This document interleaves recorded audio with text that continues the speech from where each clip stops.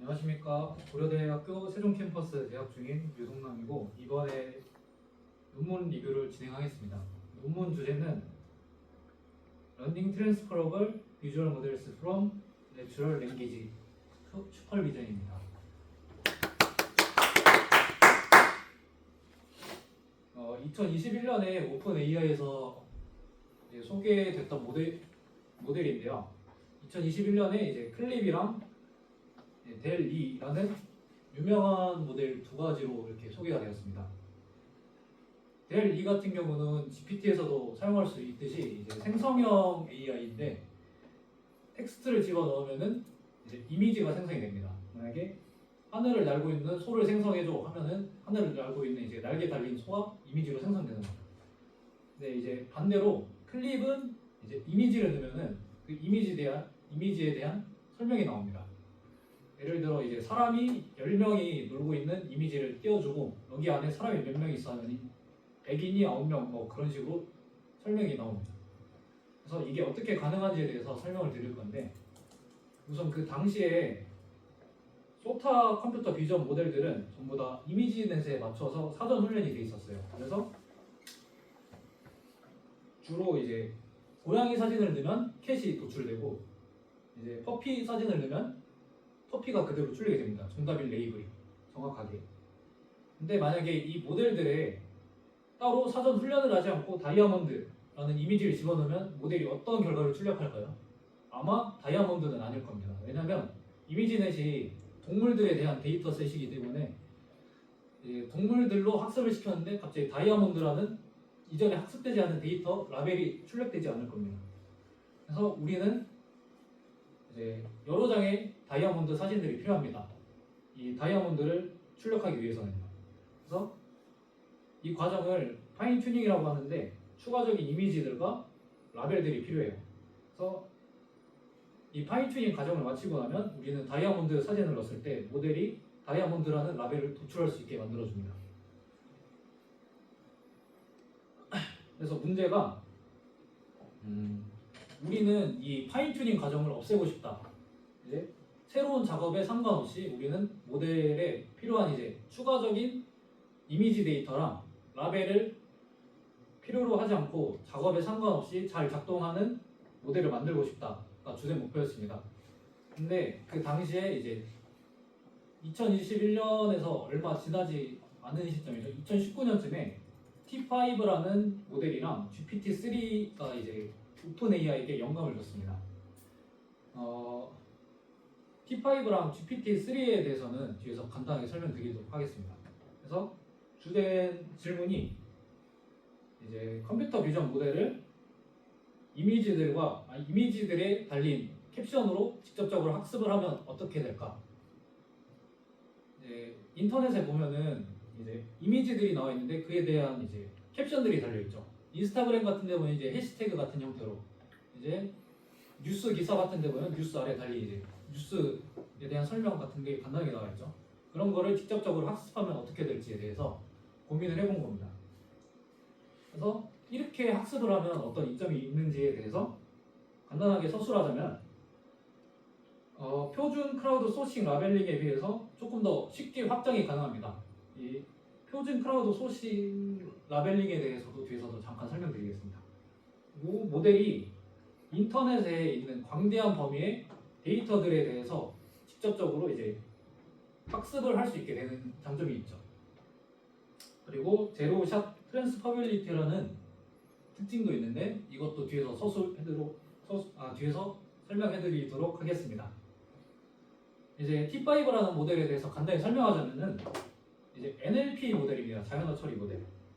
2019년에서 구글에서 발표한 자연어 처리 모델인데 기존에 저희가 NLP 모델들이 다양한 태스크를 처리할 때는 다양한 모델들이 필요했어요.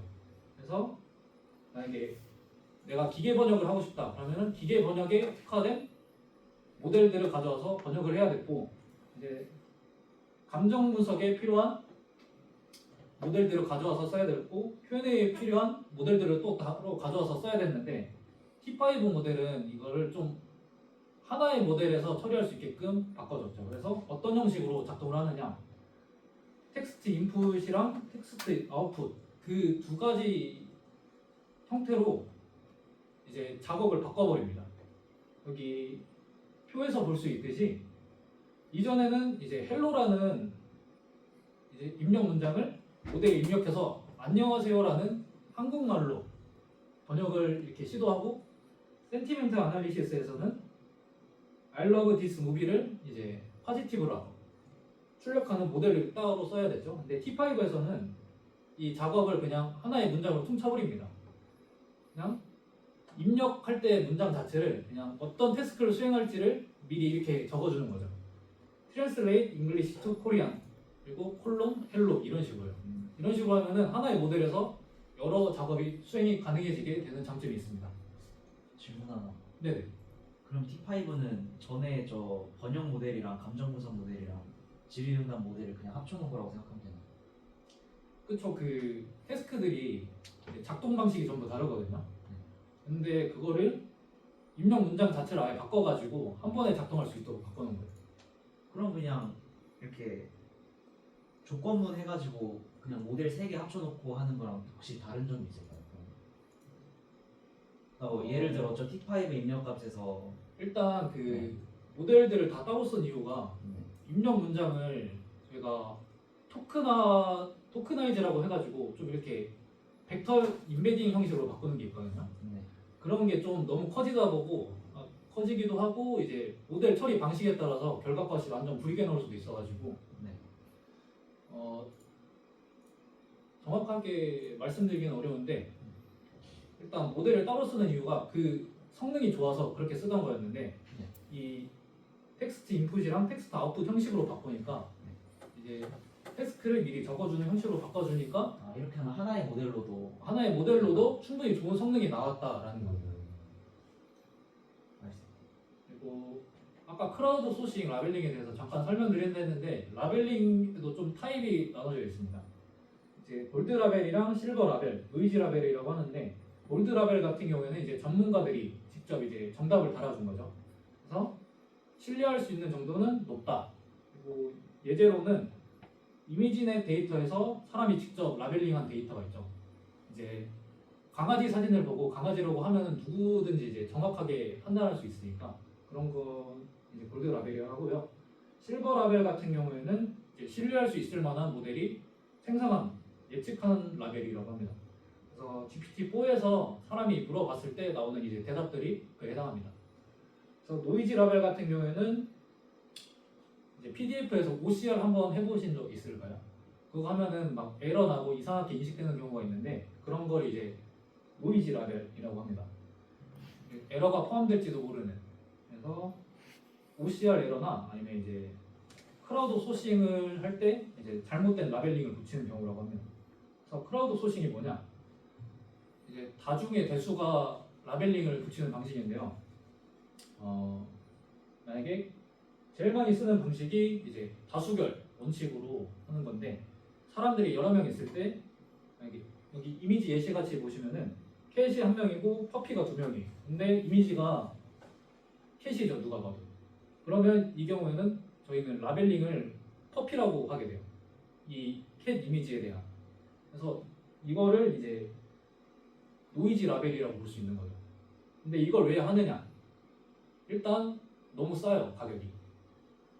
가격이 너무 싸기 때문에 이런 형식으로 많이 하고요. 인터넷에서도 쉽게 라벨링을 할 수 있기 때문에 다수의 인터넷 사용자들로부터 이런 방식을 많이 사용하곤 합니다. 그리고 제로샷 트랜스퍼에 대해서 설명드리기 전에 이제 트랜스퍼 트레이닝에 대해 간단히 설명드리자면 저희가 프리 트레이닝이라는 사전 학습을 하게 되면 데이터를 통해 모델을 학습시키고 그걸 태스크 1에 사용합니다. 이 과정을 프리 트레이닝이라고요. 위에 있는 과정을 업스트림 태스크라고 합니다. 그리고 이 태스크 1에서 사용한 모델을 다른 작업에 사용하고 싶어서 이제 데이터 2라는 데이터를 가지고 이 모델에 학습을 시키고 태스크 2에 이용하는 과정을 다운스트림 태스크라고 합니다. 그래서 이 데이터 2를 만약에 모델을 학습시켰다면 전체를 학습시켰다면 이건 파인 튜닝이라고 하고요. 만약에 데이터 2를 사용하지 않았다. 그러면 여기 제로샷 러닝이라고 보이시나요? 제로샷 러닝이 그냥 이름과 직관적으로 데이터 2에 태스크 2에 해당하는 데이터를 하나도 사용하지 않았다. 뭐 그런 뜻이라고 보시면 됩니다. 원샷은 이제 하나, 큐샷은 이제 최소한의 여러 개 라고 생각하시면 될 것 같아요. 그래서 제로샷이 이거고요. 잠시만요.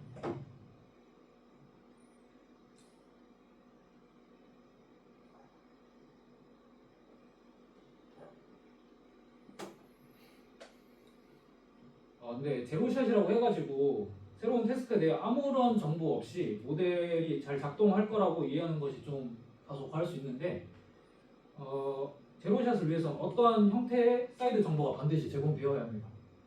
이제 이 사이드 정보가 제공돼서 사전에 모델에 학습된 지식들과 연결이 되어야 하는데 이 사이드 정보의 예시로는 이제 텍스트 프롬프트나 이제 설명, 클래스 유사성 등이 있지만 여기 논문에서는 텍스트 프롬프트가 사이드 정보로 제공됩니다. 그리고 다음에 설명드릴 거는 이제 본 고에서 어떤 데이터셋을 사용했는지에 대해서 잠깐 설명드리겠습니다. 원래 기존에 하던 연구에서는 주로 MS-COCO나 이제 비주얼 게놈 그리고 YFCC100M이라는 데이터셋을 사용했는데 세 데이터셋 모두 크라우드 소싱으로 이제 좋은 품질의 크라우드 소싱 데이터셋인데 현대 데이터셋에 비교하면은 좀 많이 크기가 작습니다. YFCC는 이제 1억 개 이미지 데이터로 좀 괜찮은 방안이 될 수도 있는데 좀 품질이 낮고 클래스 불균형이 좀 심한 편이라고 합니다. 그래서 오픈AI는 새로운 데이터셋을 만들기로 결정했고 이제 400밀리언 페어, 4억 개의 이미지 텍스트 페어를 만들어서 인터넷 소스로부터 직접 가져와서 만들었습니다. 새로운 데이터를. 그래서 가져오는 과정 중에 클래스 불균형이 생길 수도 있으니까 각 검색어마다 한 50만 개? 50만 개의 검색어 사전에 정의된 50만 개의 검색어로 이제 해당하는 이제 페어를 만든 거죠. 각 페어는 이제 최대 2만 개를 포함할 수 있겠습니다. 좀 더 많아지면 불균형이 심해져 버리니까. 아이고. 그래서 이 데이터셋을 사용해서 컨버트라는 모델이 또 있거든요. CNN 모델이. 이 모델의 간소화된 버전을 사용해서 처음부터 끝까지 학습을 시켰습니다. 그래서 이거를 컨트래스티브 랭귀지 이미지 프리 트레이닝이라고 해가지고 클립이라는 이제 명칭이 붙게 된 이유입니다. 그래서 이 컨트래스티브 프리 트레이닝이 뭔지 제가 설명을 드릴 텐데 그 전에 오픈AI가 이 컨트래스티브 프리 트레이닝을 시도하기 전에 먼저 사용한 CNN 모델이 있었는데 벌텍스라는 이제 모델입니다. 네, 벌텍스는 그 CNN으로 여기 보시면은 컨볼루션 넷 보이시나요? 네. 여기서 이미지 임베딩 벡터를 추출해낸 다음에 이제 이걸 트랜스포머에 넣어서 이제 이미지에 대한 설명이 나오게 학습을 시키는 거죠. 이거를 또 이렇게 다운스트림에 전이해가지고 사용하는 겁니다. 그래서 이렇게 학습을 시키려고 했는데 오른쪽에 그 그래프를 보시면은 파란색이 이렇게 학습한 거거든요. 파란색 선이. 벌텍스. 네, 벌텍스 트랜스포머 랭귀지 모델 이걸 사용해가지고 만든 건데 이게 그냥 기본 NLP 모델에서 사용하는 이제 가장 간단한 형태인 백오브월즈라는 그런 기법을 사용한 것보다 3배 정도 느립니다. 네. 연산량이 매우 크기 때문에 3배 정도 느리게 학습돼가지고 그렇게 효율적인 모델이 아니다라고 판단하고 다른 모델을 사용하게 됩니다. 그래서 채택한 게 컨버트의 기본적인 구조인데 컨버트는 이제 의학 데이터에 대한 설명을 좀 이제 학습을 시키려고 만든 건데 주로 엑스레이 데이터에서 학습이 됐습니다. 보통 이제 엑스레이 이미지를 보시면은 이 두 개 사진이 구분하기 어려운 것을 보실 수 있는데 여기 아래 설명을 보시면 이제 조금 더 명확하게 구분을 할 수가 있잖아요. 그래서 그런 형식으로 만드는 건데 기본적인 구조는 이미지 인코더랑 텍스트 인코더 두 개에 대해서 임베딩 벡터를 각자 뽑아내고 이제 벡터 내적을 합니다. 그래서 유사도를 추출해내는 과정을 통해 이렇게 만들어내는 건데 아마 전공자가 아니시라면 좀 이해하기 힘들 수도 있을 겁니다. 그래서 간단하게 뭐 이런 게 있다라고 생각만 해주시면 될 것 같아요. 그래서 컨트래스티브 러닝에 대해서 처음 제시된 게 이쪽인데요. 그래서 이게 뭐냐? 맨 처음에 페퍼 더 러시 더 텁 보이시나요? 네. 이미지 페어들이랑 이제 아래 있는 이미지랑 맞춰져 있는 이제 자연어 캡션 페어입니다.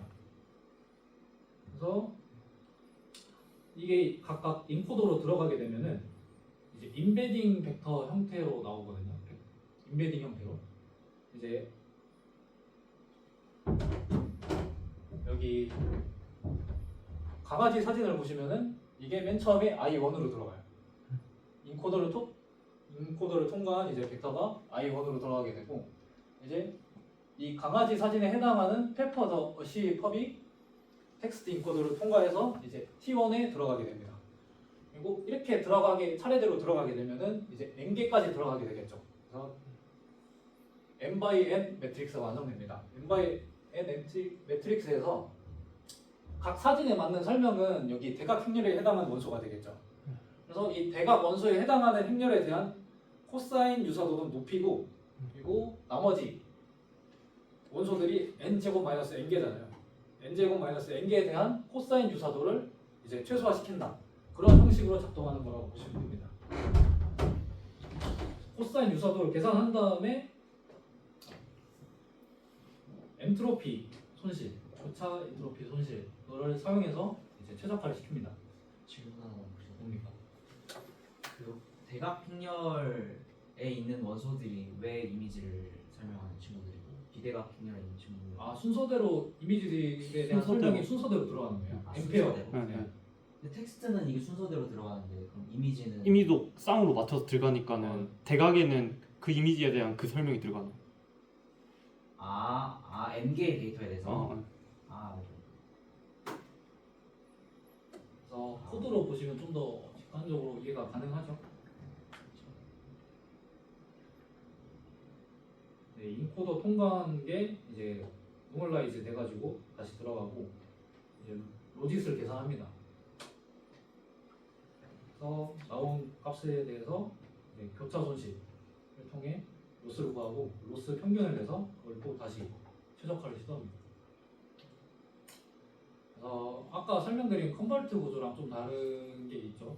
컨버트 구조는 이제 이미지넷에서 사전 학습된 모델을 갖다 쓴 거였고 아까 의학 영상 그거는 이거는 처음부터 끝까지 이제 이걸로 학습시킨 겁니다. 그리고 그래서 리니어 프로젝션은 한 번만 사용했다. 그리고 컨버트 구조에서는 논 리니어 프로젝션을 사용했습니다. 거기서 보면 로지스틱 리그레이션 같은 이제 비선형 기법들이 사용되거든요. 그래서 그거랑 차이점이 좀 있다. 또 텍스트 이미지 인풋에 대해서 증강을 시도하지 않았다라는 차이점이 있습니다. 텍스트 인코더로는 트랜스포머 구조를 사용했고요. 약간의 수정을 거쳤다고 합니다. 이미지 인코더로는 이제 5개의 레슨앱 구조를 사용했고 3개의 비전 트랜스포머 구조를 사용했습니다. 또 자세히 설명드리고 싶은데 얘기가 좀 길어질 것 같아서 다음으로 넘기도록 하겠습니다. 그래서 그래서 총 이미지 인코더는 8개를 사용했고요. 텍스트 인코더는 1가지를 사용했습니다. 그리고 이 사전 학습된 모델을 사용해가지고 이제 예측을 하는 과정을 설명해 드릴 텐데요. 이거를 제로샷 프레딕션이라고 합니다. 여기 보시면은 저희가 사전에 학습할 때는 여기 문장으로 학습을 했잖아요. 그래서 우리는 예측할 때도 문장을 이용해서 예측을 하겠다. 그래서 단어들이 각자 학습된 게 있을 거 아니에요. 여기 전에 텍스트 인코더를 통과하면서 그 단어들을 전부 다 문장의 형태로 바꿔줍니다. 포토 오브 이제 라벨 이런 식으로 그거를 바꿔준 다음에 텍스트 인코더에 통과시켜서 이렇게 도출하는 거죠. 그래서 내가 이미지를 넣으면은 이 이미지가 인코더를 통과하게 되면서 임베딩 벡터가 하나 나오잖아요. 이거를 전부 다 계산을 해요. 임베딩 벡터 내적을 통해서 계산을 하고 가장 높은 유사도를 가진 그 텍스트가 있을 거 아니에요. 그거를 이제 출력하게 되는 거죠. 이거는 포토 오브 독이다. 독이라는 라벨이 붙어서 문장을 출력하게 되는 거예요. 그래서 이거를 컨트래스티브 프리 트레이닝 과정이라고 보시면 될 것 같아요.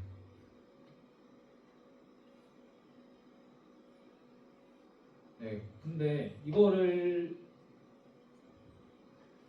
왜 문장의 형태로 넣는지에 대해서 좀 문제가 생길 수 있는 부분이 있었어요. 그 라벨을 그대로 이용하게 되면. 그래서 문장의 형태로 넣게 된 건데 어떤 문제가 있어서 이렇게 하게 됐냐? 이제 다이어 같은 거 있잖아요. 이제 크레인 같은 경우에는 크레인이나 그 건설용 장비인 크레인이나 학으로 해석될 그게 있기 때문에 이제 좀 이제 부가적인 설명을 위해서 이제 문장의 형태로 들어가게 되었다. 그리고 보통 학습을 시킬 때 들어가는 게 문장의 형태니까 똑같이 테스트할 때도 문장의 형태로 집어넣겠다. 그것 때문에 이제 문장의 형태로 텍스트 인코더에 들어가게 되는 겁니다. 그래서 아래에 보시는 게 그 예시죠. 프롬프트 엔지니어링이라고 해가지고 원하는 입력 문장의 형태로 바꿔주는 거예요. 그래서 이렇게 하게 되면 이미지 넷에서 정확도가 1.3% 정도 향상하게 된다. 그냥 라벨만 쓰는 것보다.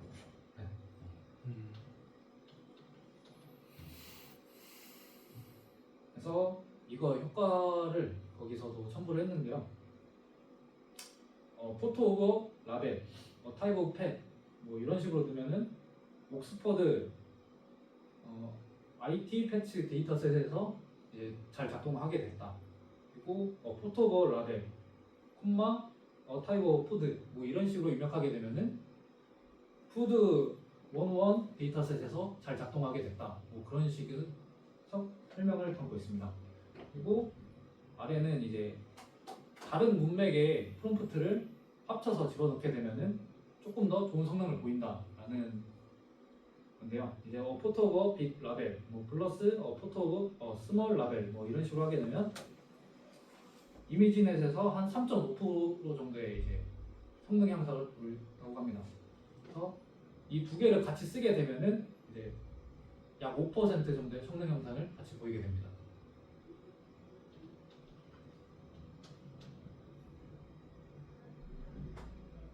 그리고 이 제로샷 클립에 대해서 이제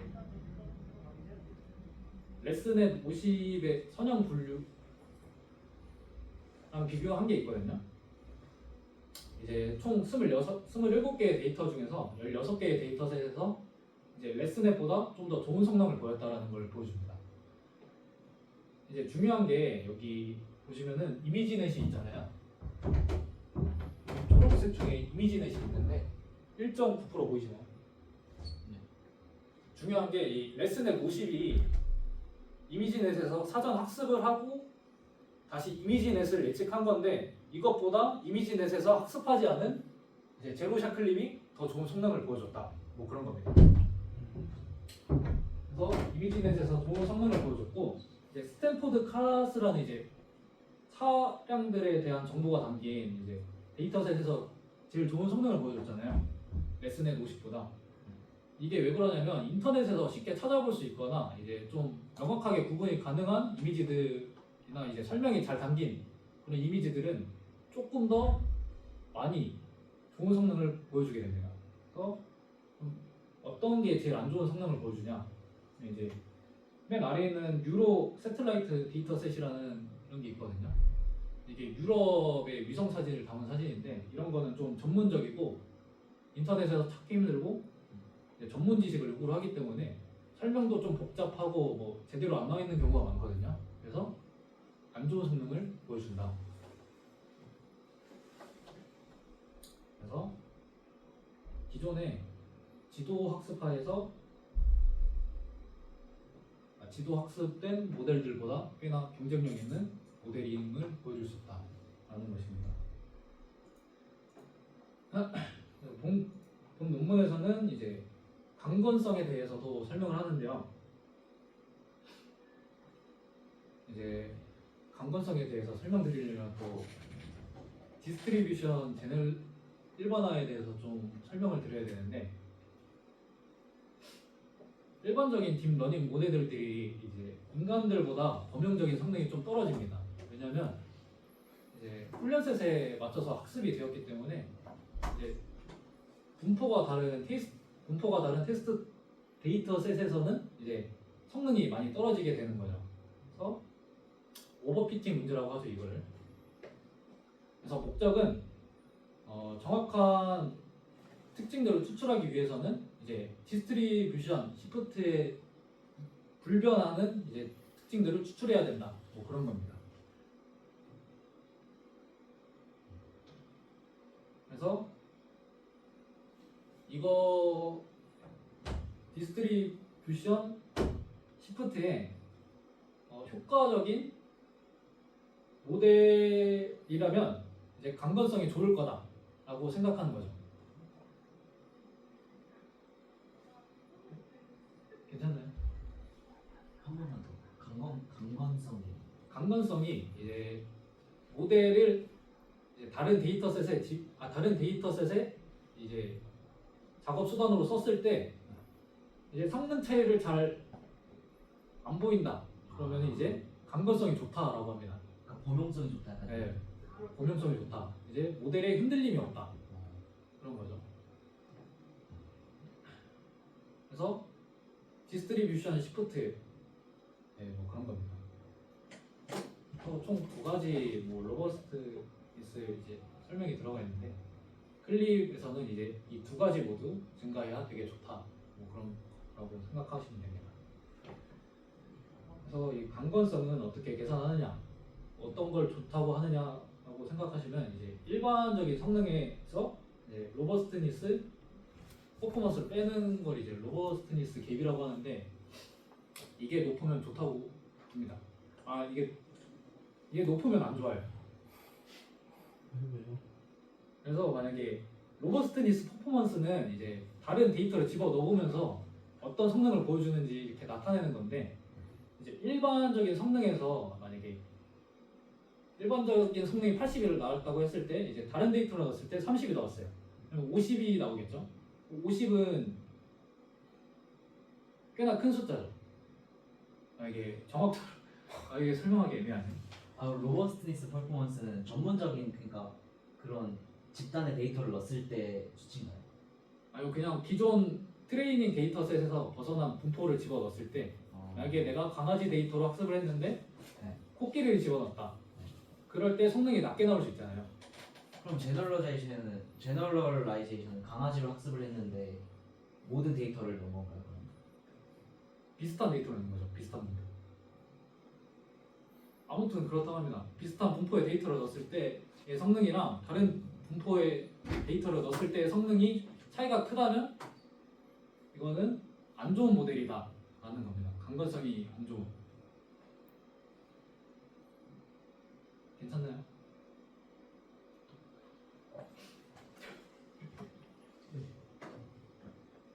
그래서 여기는 그에 대해서 도표로 설명한 건데요.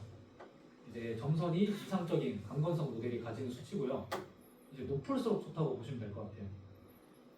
이제 이미지넷이 총 1000개의 클래스를 분류하는 데이터 셋이거든요. 근데 이제 클래스의 개수가 늘어날수록 이제 강건성이 높아야 된다. 뭐 그렇게 보시면 될 것 같아요. 근데 기존의 이미지넷으로 한 파란색 선들은 이제 좀 강건성이 낮게 나오죠. 이미지넷에서 적합하고 다른 데이터셋에 적합하면은 예측을 시도하면은 좀 모델 성능이 많이 흔들린다. 뭐 그런 겁니다. 보라색은 제로 샷 클립 이 모델에서 설명하는 건데 강건성이 좋게 나온다고 합니다. 그래서 예시로는 오른쪽에 있는 그림 이미지로 보시면 이해하기 편한데요. 이미지넷 레슨에 101 보이시나요? 파란색으로 된. 네. 그래서 이미지넷에서는 76.2%의 정확도를 보입니다. 근데 아래에서 좀 변형된 데이터셋들 보이죠? 데이터셋들이 좀 변형이 심하게 가해질수록 이제 성능이 많이 떨어지게 됩니다. 아래에 보시면 이미지넷 스케치라고 이제 필기로 스케치된 이미지넷이 있거든요. 그런 경우에는 이제 25.2%의 성능까지 떨어지게 됩니다. 근데 이제 제로샷 클립 같은 경우에는 정확한 라벨들을 학습한 게 아니고 그 이미지에 대한 설명을 학습한 거기 때문에 이제 조금 더 모델이 다양한 이미지를 설명할 수 있게 된다. 뭐 그런 겁니다. 그래서 다른 이미지 데이터셋으로 예측을 해봐도 준수한 성능을 보이는 것을 보실 수 있죠.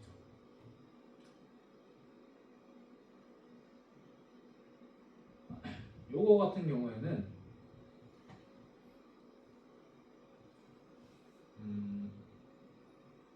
하나의 모델로 좀 실험을 해본 건데 이제 모델을 이미지넷에 적응을 시켜요. 이제 아까 보시면은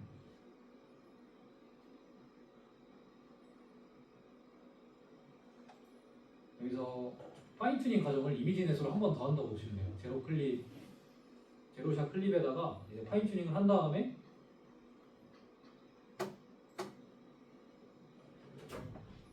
이제 다른 데이터셋에 대해서 이제 예측을 해보고 싶은 겁니다. 그래서 오른쪽 위에 있는 이 퍼센테이지 빨간색 퍼센테이지 도표들 보이시나요? 막대 도표들. 이거가 이제 그에 대한 결과를 나타내는 표시입니다. 이미지넷으로 파인튜닝을 했기 때문에 이미지넷에 대해서는 이제 조금 더 좋은 성능을 보이게 됩니다. 그리고 이미지넷 V2에서도 좋은 성능을 보이게 되는데 다른 이미지넷이나 이제 다른 데이터셋에서 이제 성능이 안 좋게 떨어지게 되는 거죠.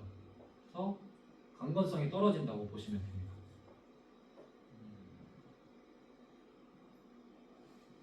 괜찮나요? 네.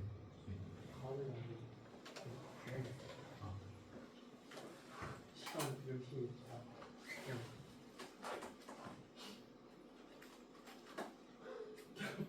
끝났어요? 계속 이어서 시간 좀 오래. 40분? 30분?